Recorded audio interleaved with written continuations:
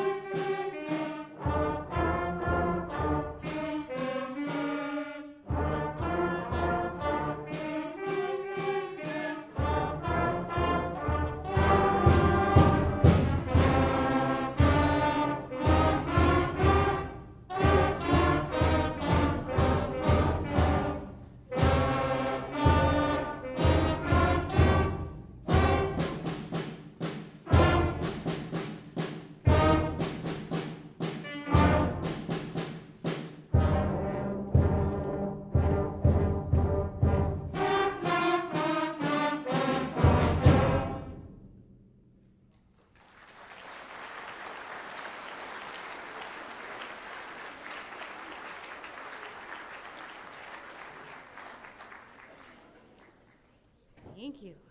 And our last piece for you for the evening is an oldie but a goodie. I know some of you have heard it before, and probably some of the 7th and 8th graders have played it before, and that is Power Rock. But it's just a good beginning band song, and sometimes those are hard to find. And besides, if you haven't noticed, we have 11 trombones sitting back here. And this is my 30th year of teaching music, and I have never had 11 trombones forever. So if you have 11 trombones and 3 baritones and 2 tubas, you need to play Power Rock. And so we will end our part of the concert with that.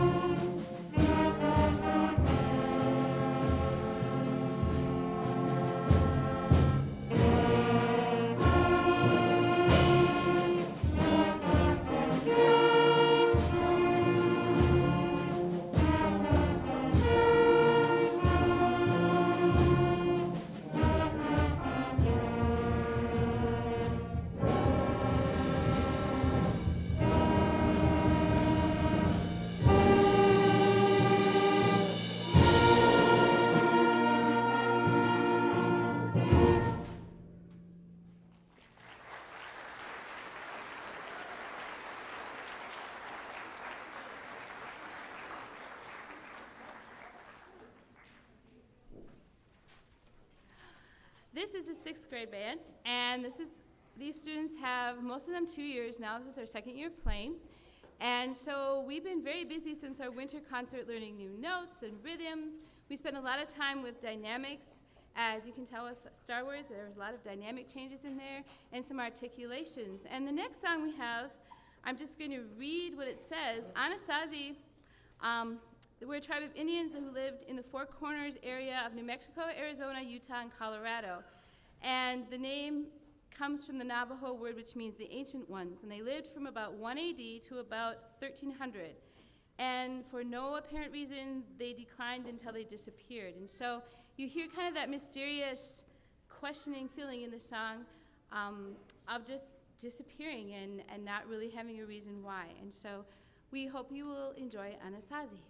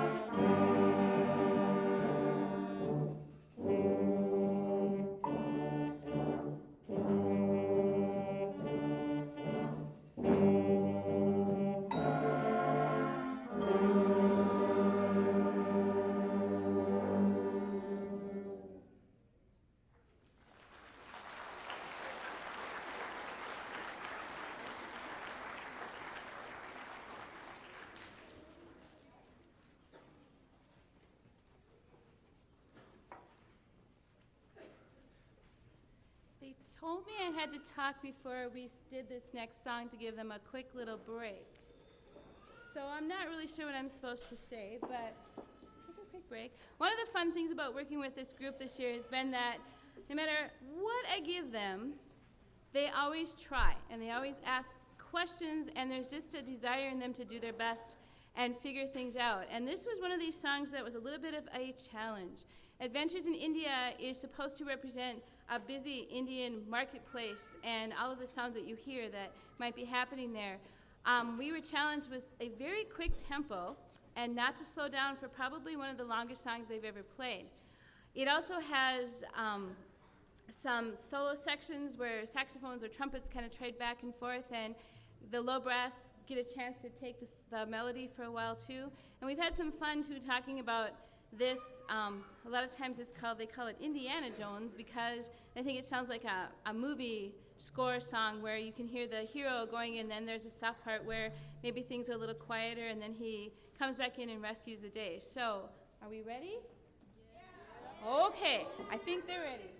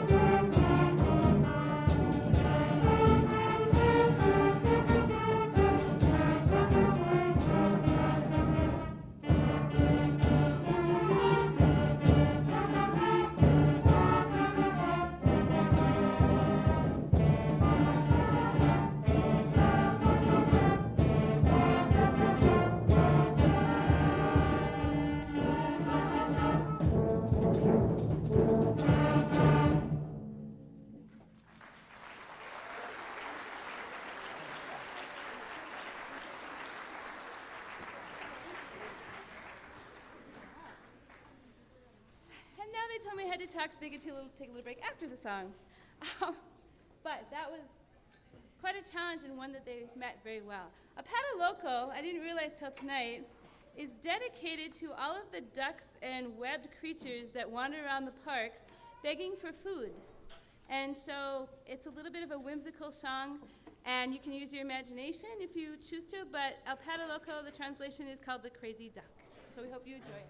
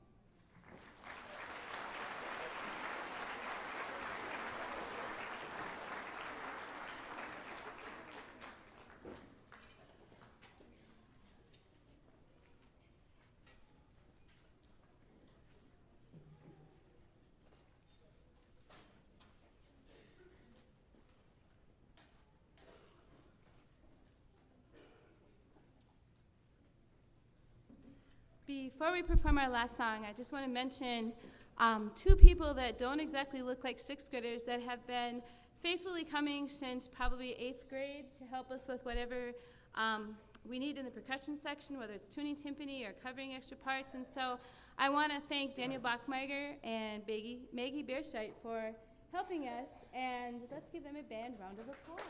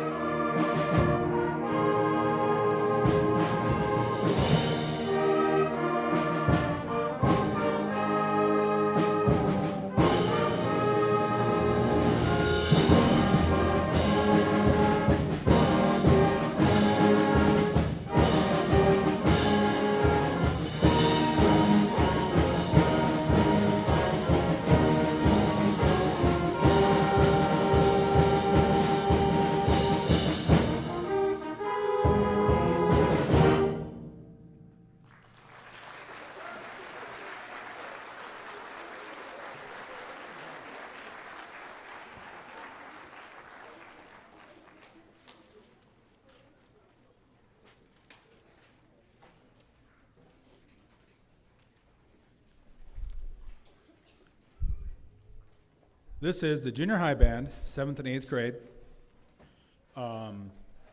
You may not have noticed, but one thing I noticed this fall is that we are slightly larger than we were last year. And hopefully, judging by what I've seen so far tonight, in the next couple of years, we're going to be even larger. You're listening to me, 5th and 6th graders? All right. So what you just heard was called Crossroads by Michael Orr, and it was written for an honor band in Indiana. And Indiana has kind of been known as the crossroads of America, and so a high school there had commissioned Michael to write that piece to kind of symbolize that. And we heard some very driving rhythms in there, and we use what's called a mixed meter, where you hear this 1, 2, 3, 4, 5, 1, 2, 3, 4, 1, 2, 3. And they did a very nice job of that. There aren't a lot of junior high bands that do mixed meter pieces. So we're going to play for you next. And a few weeks ago, this was very appropriate. This is Into the Arctic by Brian Balmages. And he wanted to write a piece that really kind of references something that happened a few years ago weather-wise. How many of you remember the polar vortex? It's one of those buzzwords like Y2K. Some of you wouldn't remember that one, though. When we got that unseasonably cold weather, and even though it was the middle of winter, so it wasn't really unseasonable, but it went from super really cold to why do I live here? So he decided to write a piece that inspires that. So he's not specifically talking about it, but you'll hear sort of he's invoking all of these weather patterns that happen, sort of starting out very innocuous and then building and then kind of receding, and it ends with a flourish. This is Into the Arctic, which thankfully now we're coming out of the Arctic. So Into the Arctic by Brian Balmages.